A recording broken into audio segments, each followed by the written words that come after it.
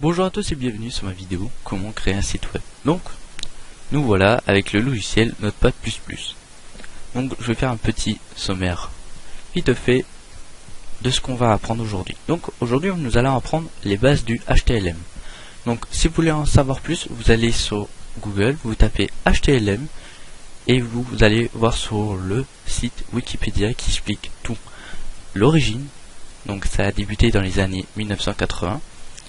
Pourquoi nous avons abandonné le XHTML? Donc pour ceux qui ne savent pas, c'est un langage de site web comme le HTML, un peu plus complexe, mais on l'a abandonné pour éviter trop de conflits au niveau des générateurs d'internet, c'est-à-dire Google Chrome, Mozilla ou le Internet Explorer.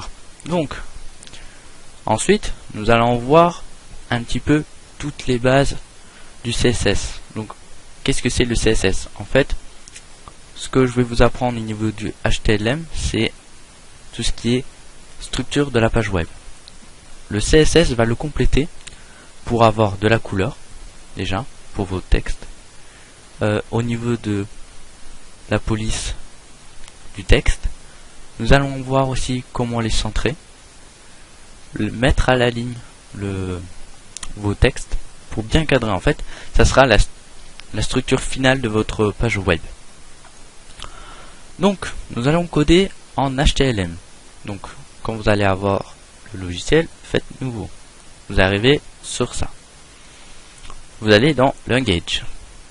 Ensuite, faites comme ceci, le HTML.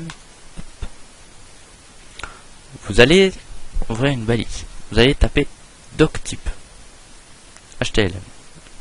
Je vais faire point d'exclamation doctype. Je tape en même temps que vous. Alors soit vous mettez tout en majuscule, soit pas. Hop. Donc ensuite vous allez faire un petit HTML balise. Comme ceci. Vous faites un tabs pour aérer un petit peu tout ça. Vous faites aid. Donc qu'est-ce que c'est le aid? Donc le aid, pour faire plus simple, c'est l'entête de votre page web. C'est-à-dire quand vous avez un onglet que je vais vous montrer comme ceci, je vais vous montrer. Alors attendez, ce sera plus simple pour visuellement. Voilà. Donc ça c'est un site que j'ai créé comme exemple. Nous avons l'entête ici. Donc ça c'est le head.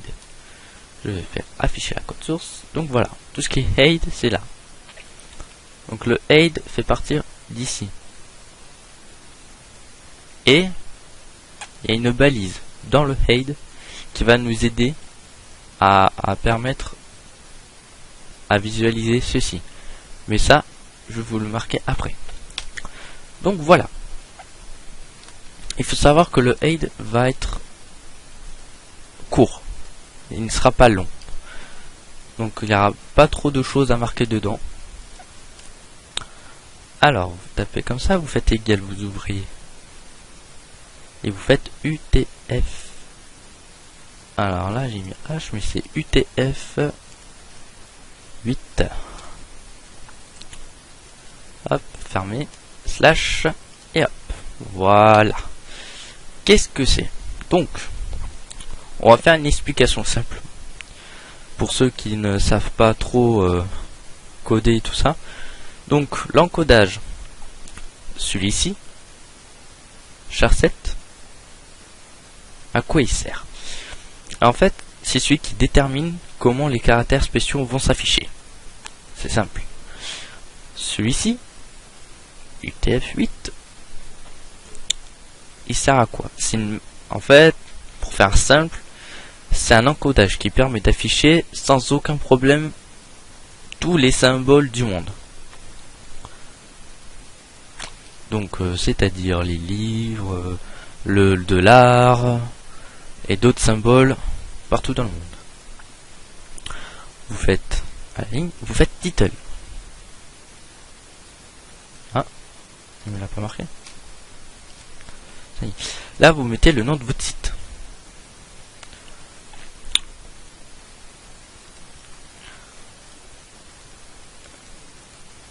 Par exemple, moi je mets bienvenue, mais de toute façon, celui-là, je vais pas l'enregistrer puisque j'en ai déjà. Vous faites un slash d'abord, vous faites title. Voilà. Ensuite, vous arrivez là, vous faites ça, et vous faites ceci. Donc là, qu'est-ce que j'ai fait? J'ai ouvert la balise aid. J'ai marqué le méta pour avoir les caractères spéciaux et avoir tous les symboles du monde. Ensuite, j'ai mis le titre de la page web, c'est-à-dire mon titre de ma page. Par exemple, moi, ma page web s'appellera bienvenue. Ensuite, j'ai fermé la balise avec un slash et j'ai aussi fermé la balise de aid. Donc ça veut dire que la première partie ici est finie, terminée. Hop, nous allons passer à un autre qui s'appellera le body. Alors, qu'est-ce que c'est le body? Le body, en faire très simple, c'est le corps de la page web.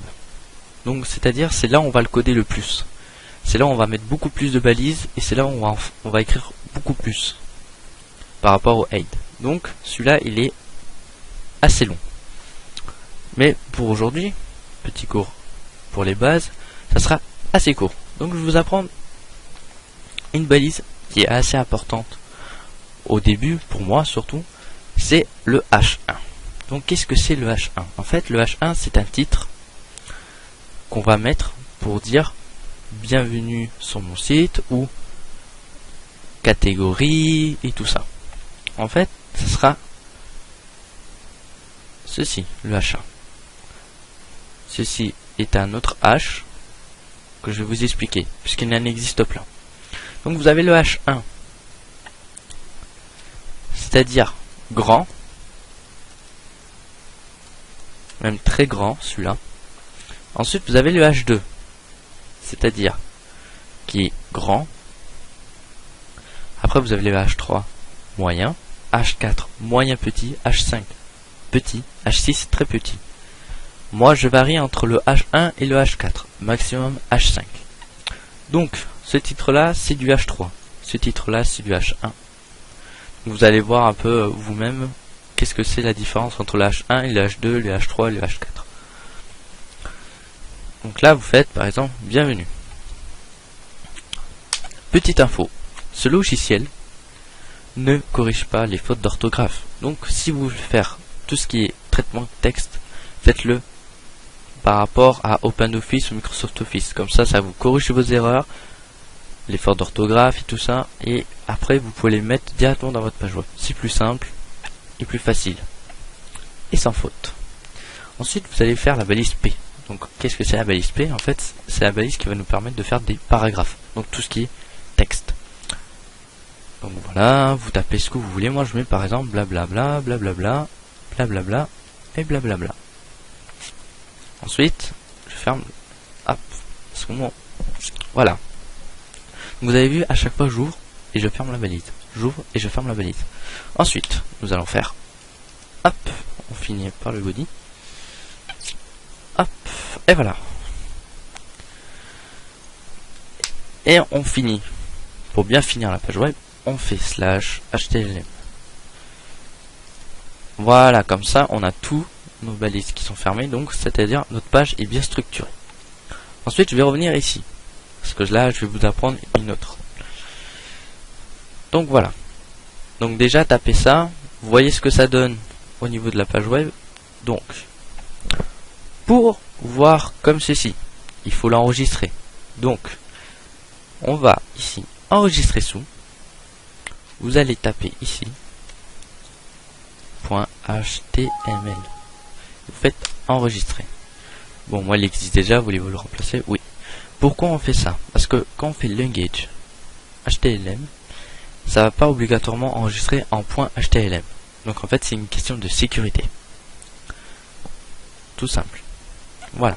Ensuite, vous avez créé un dossier. Donc normalement, dans votre dossier, je me suis trompé. Par exemple, voilà, moi c'est un dossier tuto. J'ai mon petit logo, mon site ici, qui apparaît comme Google Chrome. Donc je fais double clic et hop, il va me sortir ici. Donc voilà. Donc là vous pouvez voir ce que vous avez sur votre site. Ici vous pouvez voir ce que vous avez écrit, comme un peu une vérification de votre écriture et de votre code surtout. Donc voilà. La balise BR, à quoi elle sert? Donc la balise BR nous sert à aller à la ligne, comme ceci. Donc si vous l'enlevez, je vous fais une petite démo. Si vous l'enlevez, comme ça, vous enregistrez. Hop. Voilà. C'est à la suite. Alors que moi je l'ai mis à la ligne. Bien sûr, cette balise est provisoire, puisque avec le langage CSS, nous allons apprendre à mettre à la ligne sans cette balise. Donc cette petite balise. Donc il existe toutes sortes de balises. Donc il existe les balises ouvertes et fermées, et vous avez les balises orphelines, qu'on va voir un petit peu plus tard. Je vais vous dire un petit peu à quoi ça sert au fur et à mesure. Donc voilà. Si vous voulez faire une liste, comme ceci, ou comme celle-ci, c'est les mêmes. Hop, d'ailleurs, on va l'enlever. Hop, voilà. Donc, je vais vous apprendre à utiliser la balise UL. La balise UL nous sert à faire les catégories. Par exemple, vous faites ici H3, vous faites liste, catégorie, ou vos partenaires, ou etc. Donc voilà, vous ouvrez la balise UL, vous tapez H3, vous pouvez mettre dans la continuité, vous fermez la balise après le petit catégorie ou liste, ensuite vous fermez UL, vous tapez LI comme balise.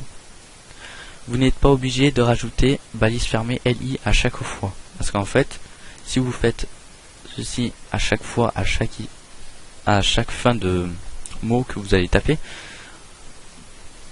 ça sera une gêne pour vos yeux et voilà. Moi personnellement je le fais pas parce que ça me gêne. Donc vous faites LI guitare, LI médiator, LI partition, vous fermez, vous enregistrez et ça va vous apparaître pareil. Regardez, j'ai rien changé. Donc voilà. Donc voici pour ma petite première vidéo. Donc j'espère qu'elle vous a plu. Et j'espère aussi que vous allez aimer ma prochaine vidéo. Si vous voulez en savoir un peu plus, vous mettez un petit commentaire. Je vous mets des liens dans la description pour avoir le logiciel, le site bien sûr du HTML pour avoir les origines et tout ça si vous voulez un petit peu de culture. Je vais vous mettre le détail sur le CSS, à quoi il consiste. Comme ça, vous serez un petit peu informé pour ma prochaine vidéo. Et mettez un petit j'aime ou abonnez-vous à ma chaîne si vous voulez. Et j'espère que ça vous a plu.